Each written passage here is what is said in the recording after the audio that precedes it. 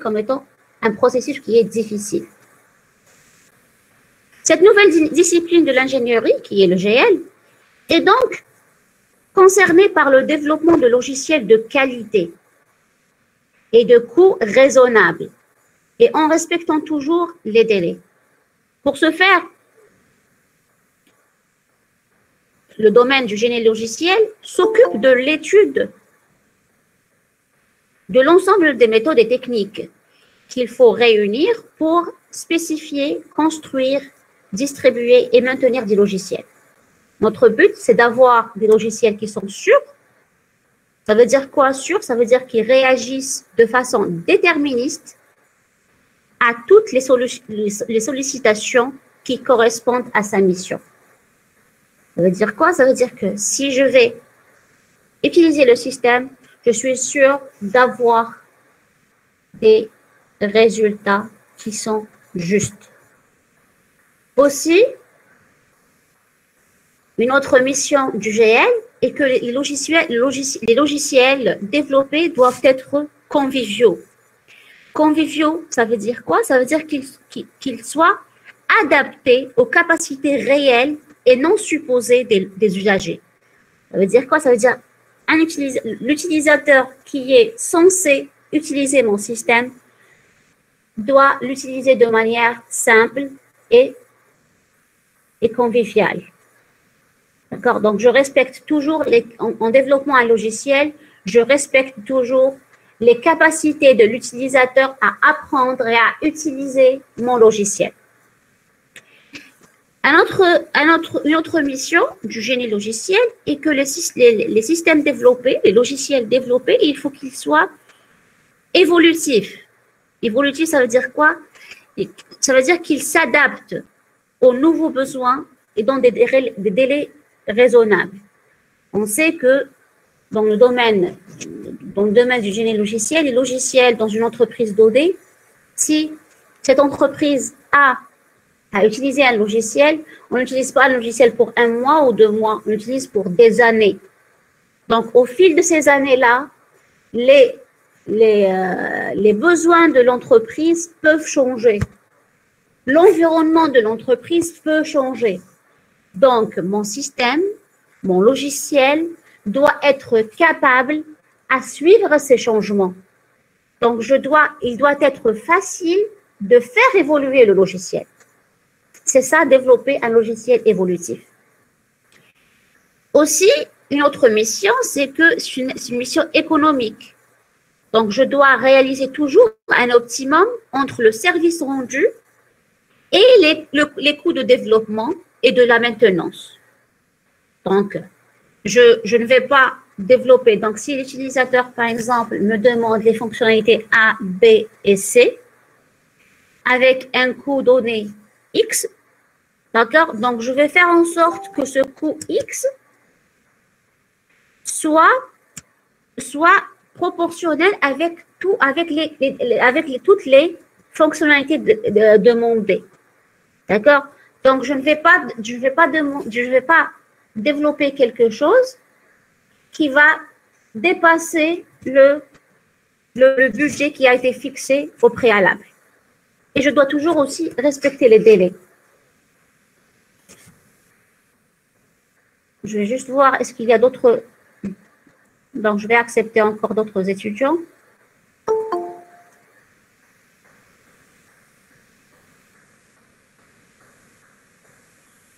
Ok, très bien.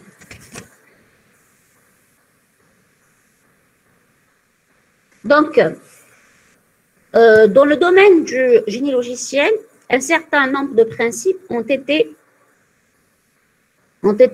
définis. Parmi ces principes, on trouve la rigueur, la décomposition de problèmes en sous-problèmes indépendants, la modularité, l'abstraction, l'anticipation des évolutions, la généricité et la construction incrémentale. Donc, ces 7 principes sont les principes fondamentaux du domaine du génie logiciel. On va aborder ces principes un par un. Donc, premièrement, la rigueur. Donc, la production du logiciel est une activité créative, mais qui doit se conduire avec une certaine rigueur. À tout moment, il faut se questionner, il faut se demander sur la validité de son action. Est-ce que ce que je suis en train de faire est valide? Est-ce que je suis dans la bonne voie? Donc, à tout moment du processus de développement d'un logiciel, il faut toujours se poser cette question. Est-ce que ce que je suis en train de faire est valide? Est-ce que je suis dans la bonne voie? Le niveau maximum de rigueur est la formalité, c'est-à-dire le cas où les descriptions et les validations s'appuient sur des notions et des lois mathématiques. Il n'est pas possible d'être formel tout le temps, bien sûr. Il faut bien construire la première description formelle à partir de connaissances non formalisées, bien sûr. Mais dans certaines circonstances, les techniques formelles sont utiles. Donc, on va essayer d'être le plus formel possible pour la construction du logiciel afin de garantir la rigueur. Un deuxième principe qui est très important dans le domaine du génie logiciel est la décomposition en sous-problèmes ou bien la séparation des problèmes. C'est une règle de bon sens qui consiste à considérer séparément différents aspects d'un problème afin d'en maîtriser la complexité. C'est un aspect de la stratégie générale qui est diviser pour régner. Donc, je divise mon problème,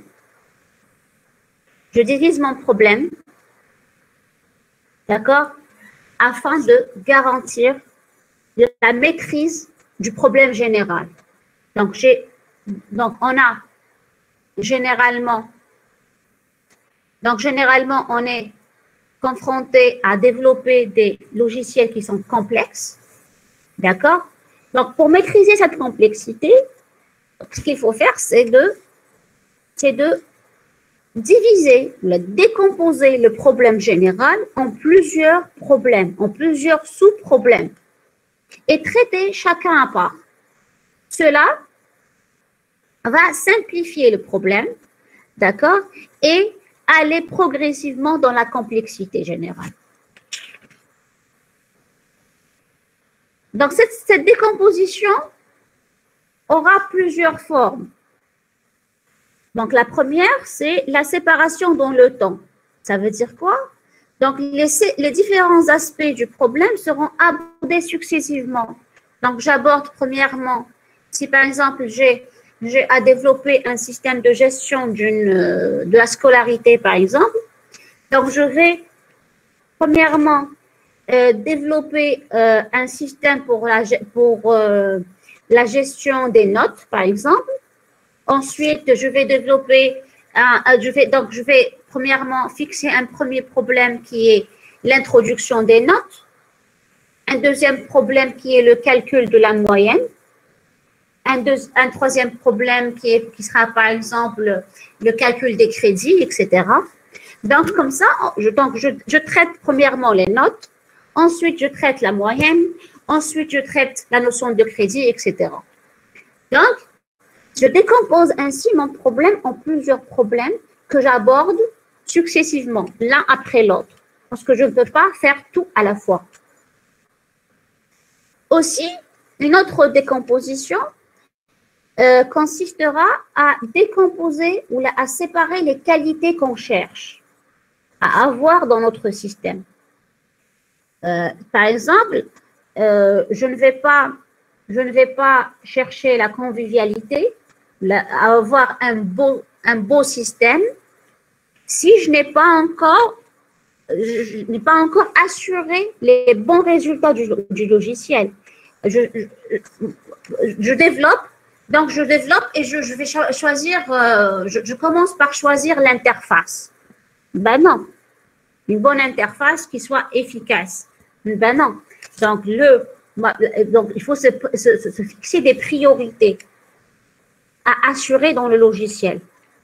Donc, je commence par le critère le plus prioritaire, c'est la réponse aux besoins. C'est d'avoir un logiciel qui répond aux besoins essentiels de l'utilisateur. Ensuite, je passe aux autres critères, par exemple l'efficacité, etc.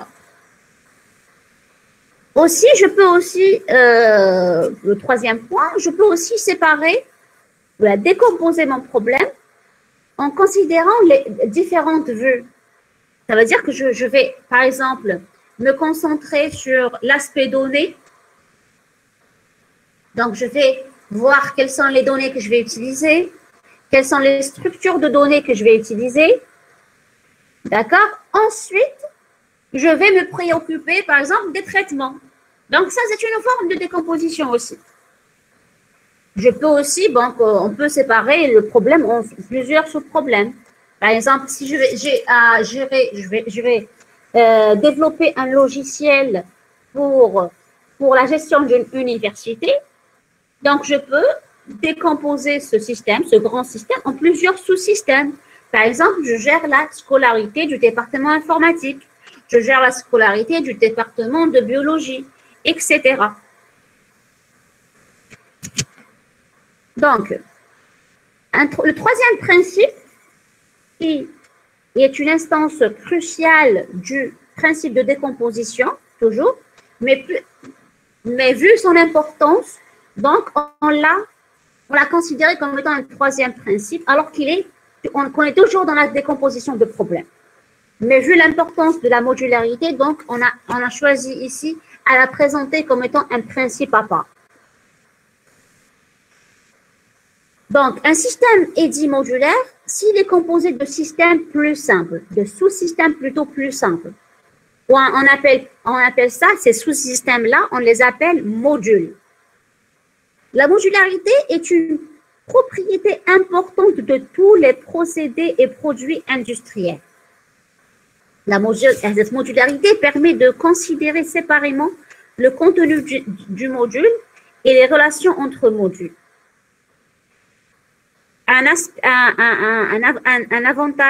L'avantage le plus important de cette modularité, c'est d'assurer ou bien de faciliter la réutilisation de composants. Ça veut dire quoi? Réutilisation de composants. Ça veut dire, par exemple, je prends toujours l'exemple d'un système informatique pour gérer une université. Donc, j'ai décomposé en plusieurs. Donc, chaque département aura son propre système local. Et chaque système local aura une partie qui va gérer la scolarité des étudiants. Alors, que dois-je faire? Donc, je commencerai par le développement de la gestion de la scolarité du département d'informatique. Et là, après, je passe à un autre département qui est le département de biologie, par exemple. Dans ce département, j'ai aussi besoin d'un système de la gestion de la scolarité. Donc là, je peux réutiliser le système de gestion de la scolarité du département d'informatique. Là, je réutilise. Je n'ai pas besoin de développer à nouveau un nouveau système de gestion de la scolarité pour le département de biologie, mais je peux utiliser directement celui du département d'informatique.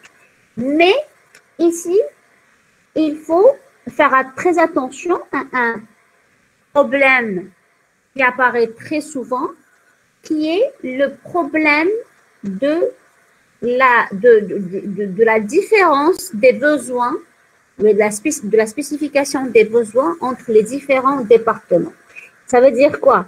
Ça veut dire qu'il se peut que la méthode de gestion du département de biologie soit différente de la méthode de gestion du département d'informatique. Donc là, si je vais le prendre tel qu'il est et le réutiliser, ça ne va pas marcher. D'accord? Mais je peux le prendre, mais avant de le réutiliser, je vais le modifier.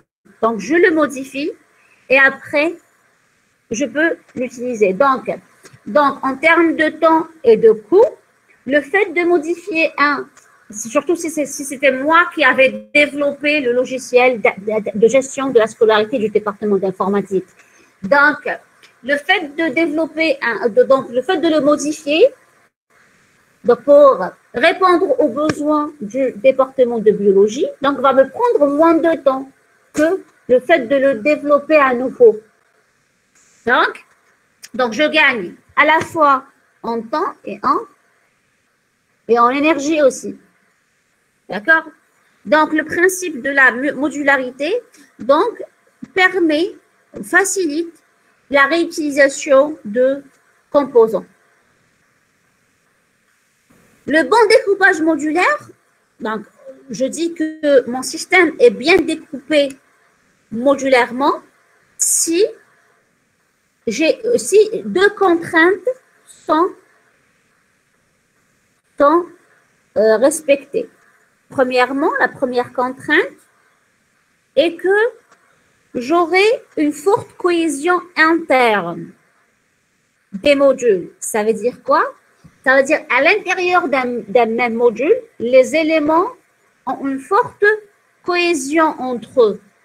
Donc, j'ai une forte cohérence entre les différents éléments d'un même module. Par exemple, j'ai un module de calcul de la moyenne. Je ne vais pas trouver dans le même module, par exemple, la gestion des enseignants ou bien des ATS. D'accord? Donc, un même module doit traiter les éléments d'un même module doivent traiter le même problème. Donc, il faut que j'ai une forte cohésion interne dans les modules. Aussi, un deuxième critère est qu'il faut qu'il y ait un faible couplage entre les modules. Ça veut dire quoi, un couplage entre les modules? Ça veut dire que les relations intermodulaires en nombre limité et donc, pardon, les relations entre les modules doivent être le moins possible. D'accord? Donc, les modules sont... Donc, notre but, lorsque je découpe un système en plusieurs modules, donc je dois me mettre dans la tête deux critères qui sont très importants. Le premier, je répète, est que les éléments d'un même module, il faut qu'ils aient une forte cohésion. Alors que les modules entre eux, il faut qu'ils soient le plus indépendants possible.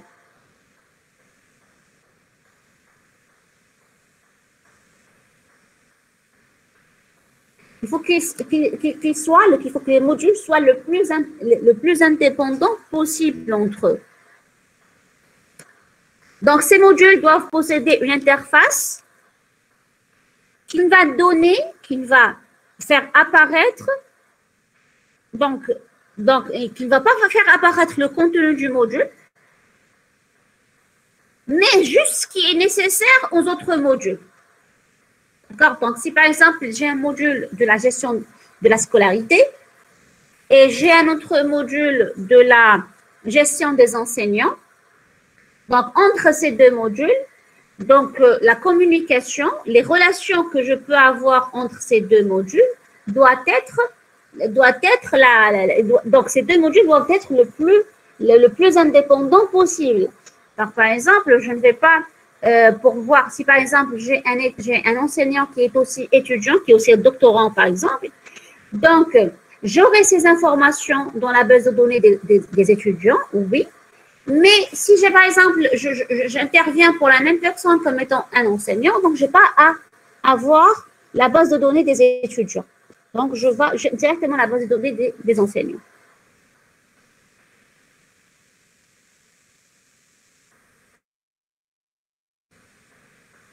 Je vois qu'il y a d'autres. C'est bon?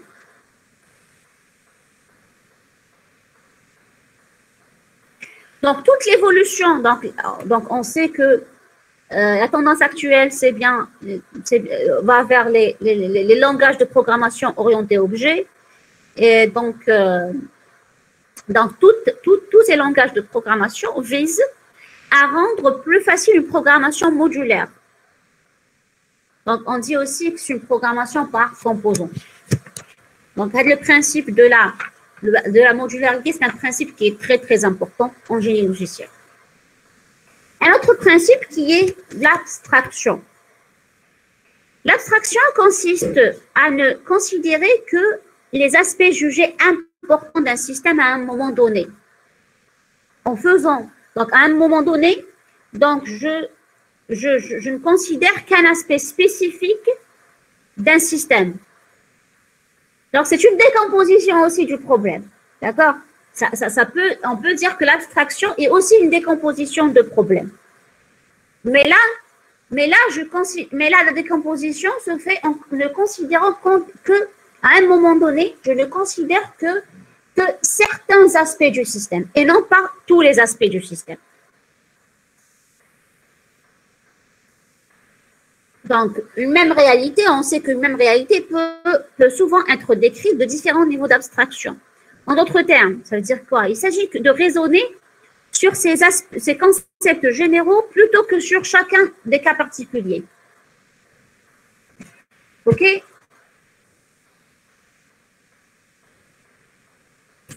le quatrième principe, bien le cinquième principe du génie logiciel, c'est le principe de la généricité. Pardon, c'est la généricité, oui. Il est parfois donc avantageux de remplacer la résolution d'un problème spécifique par la résolution d'un problème plus général. Cette solution générique, qui est paramétrable et adaptable, pourra être réutilisée plus facilement. Donc, je reviens à l'exemple ici du système de gestion de l'université. Donc, j'ai dit qu'on veut développer un système pour gérer l'université des besoins. Et là, je commence par le département d'informatique pour lequel j'ai besoin de développer un système de gestion de la scolarité. Je sais que ce même système de gestion de la scolarité, je dois le développer aussi pour toutes les autres facultés. Alors, que dois-je faire dans ce cas-là? Donc, est-ce que je développe un système un système de gestion de la scolarité pour chacune des facultés? D'accord? J'aurai au moins 50 facultés. Donc, j'aurai 50 systèmes à développer. Ou bien, je développe un seul système qui est générique, que je peux réadapter aux différentes facultés. Donc, ça veut dire quoi générique?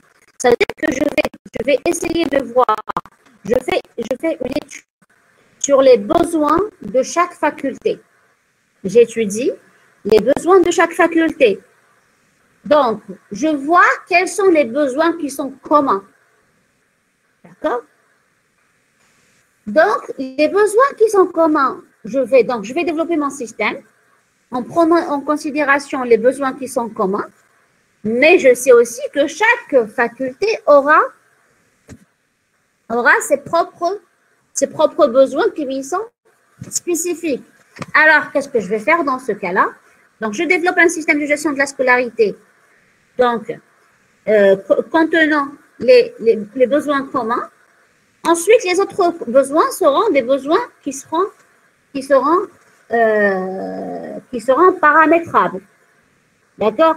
Donc, j'aurai ici j'aurai moins donc j'aurai gagné de l'argent et du temps aussi. Parce que développer un 50 systèmes, c'est pas développer un seul système, ni en termes de coût, ni en termes de temps. Donc, c'est le principe de la généricité.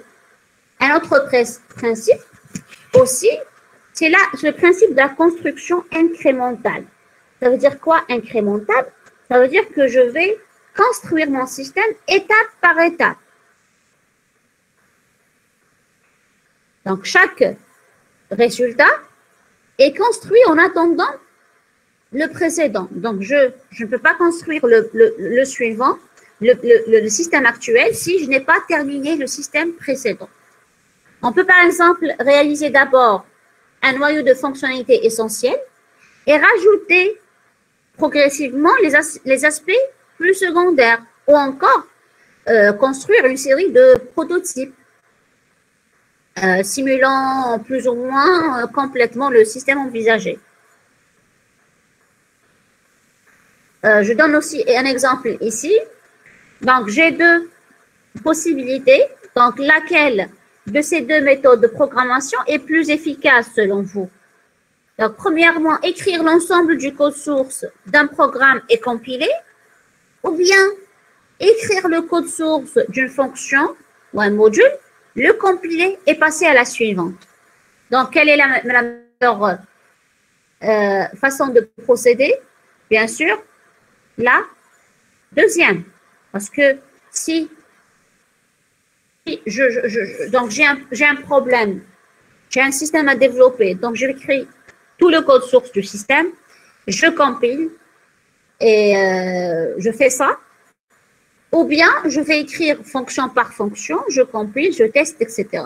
Si je vais adopter la première solution, ça veut dire que si jamais j'ai une erreur dans un module donné et que ce module-là est dépendant d'autres modules, donc j'aurai à corriger plusieurs modules, alors que contrairement à la deuxième méthode, donc j'écris une fonction ou un module, je suis sûre qu'il est, donc je le teste, je le compile, je le teste.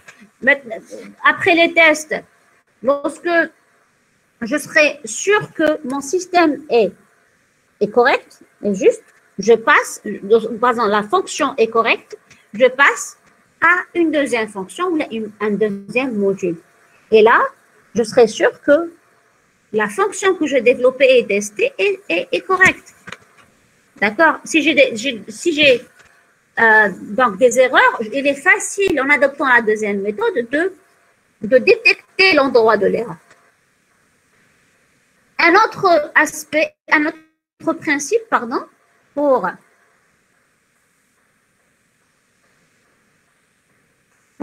le domaine du génie logiciel, c'est ce qu'on appelle l'anticipation du changement. Un logiciel, comme tout produit d'ailleurs, a un cycle de vie. Mais le cycle de vie d'un logiciel est plus complexe que celui des autres produits industriels. Il passe en général par une commande, spécification, production et livraison. La caractéristique essentielle du logiciel, c'est quoi?